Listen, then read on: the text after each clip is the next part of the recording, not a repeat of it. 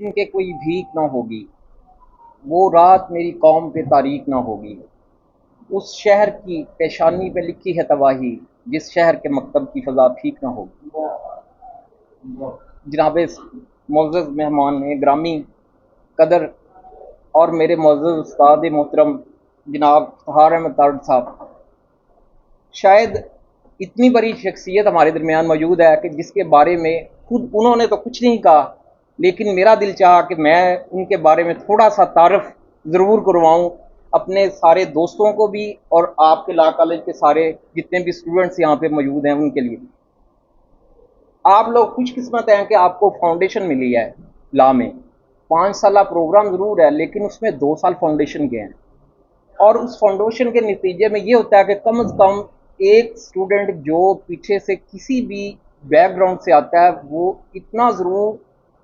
ABC सीख जाता है लॉ के बारे में कि उसको एकदम से जो उनसा वो ऐसा महसूस नहीं होता कि लॉ उसके लिए कोई अननोन फील्ड है।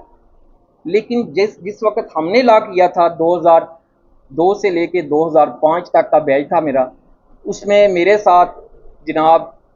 डॉक्टर शाहिद रिजवान बेग साहब, उसके अलावा राना खलील साहब और मोहसन साहब तो हमसे खैर 2 साल जूनियर थे गालबन। तो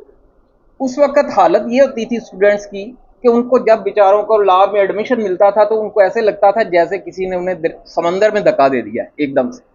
उन्हें बेचारों को कुछ 6 माह या 8-9 माह यही समझ नहीं आ रही होती कि जनाब ये कानून की कौन सी किताब है, इसके सेक्शन कौन से हैं, पढ़ना कैसे है और इस लॉ का तारफ़ क्या है। लेकिन उसमें सारे कवानीन में कुछ सब्जेक्ट बड़े अच्छे और दिलचस्प भी होते थे और कुछ बड़े खुशक थे। अब पार्ट 3 में मेरा जब फर्स्ट तारफ़ जो हुआ जनाबे तारड़ साहब से, वो इस हवाले से हुआ कि वो सब्जेक्ट बड़ा खुशक था जिसका नाम था लेबर लॉ। अच्छा, लेबर लॉ ऐसा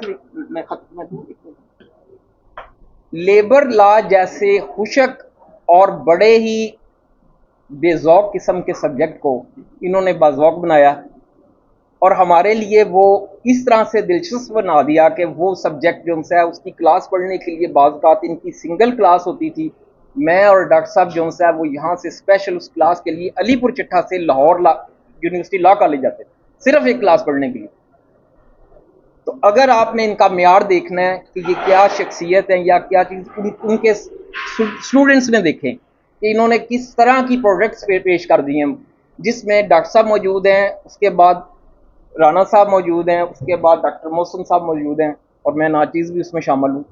मैं खराज तहसीन पेश करता हूँ कि वो हमारे दरमियान तशरीफ़ लाए, हमें ऑनर दी